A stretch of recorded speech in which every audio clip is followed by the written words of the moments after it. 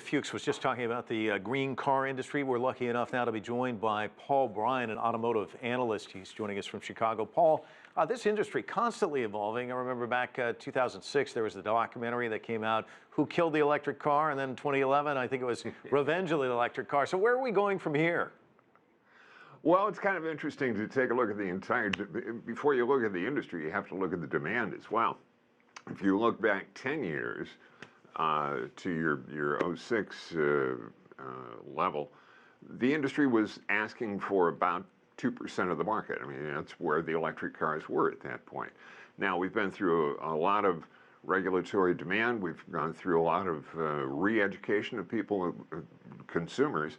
And oddly enough, 10 years later, here we are with demand at 2%.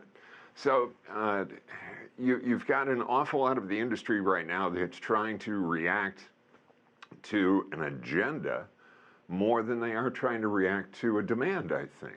And that agenda, the concern about climate change, you think? Yeah, no, absolutely it is. You've got an awful lot of people who are properly concerned about the environment.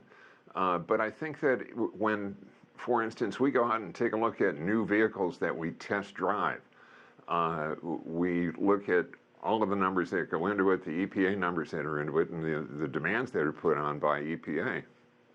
And we say, how can the industry meet these numbers that are being demanded of it? And they say they can't. And so the only way that they can start doing that is by using electric car componentry in their lineup. They need to add that kind of product in there.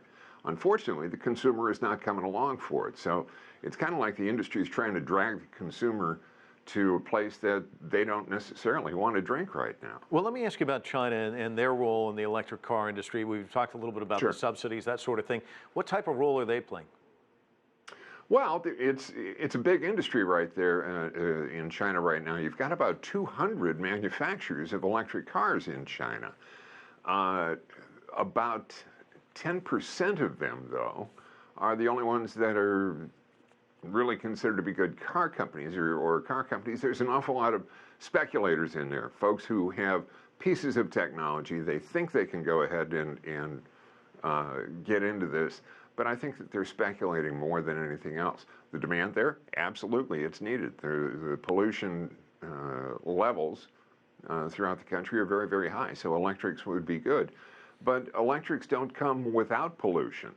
You know, just because you're not looking at tailpipe pollution doesn't mean that you're looking at other componentry that is going to pollute the environment. So it's a part of it, it's not all of it. You've got a lot of the industry of the major manufacturers in China right now, just as the major manufacturers here in Europe and North America are investing heavily in electric cars. Yeah. And they're trying to sell it any way they can. They've even got Formula E that comes out, which I find pretty interesting to go hear a race car that you can't hear. It's all very interesting, Paul. Unfortunately, we've run out of time, but thank you so much for joining us from Chicago. Appreciate it.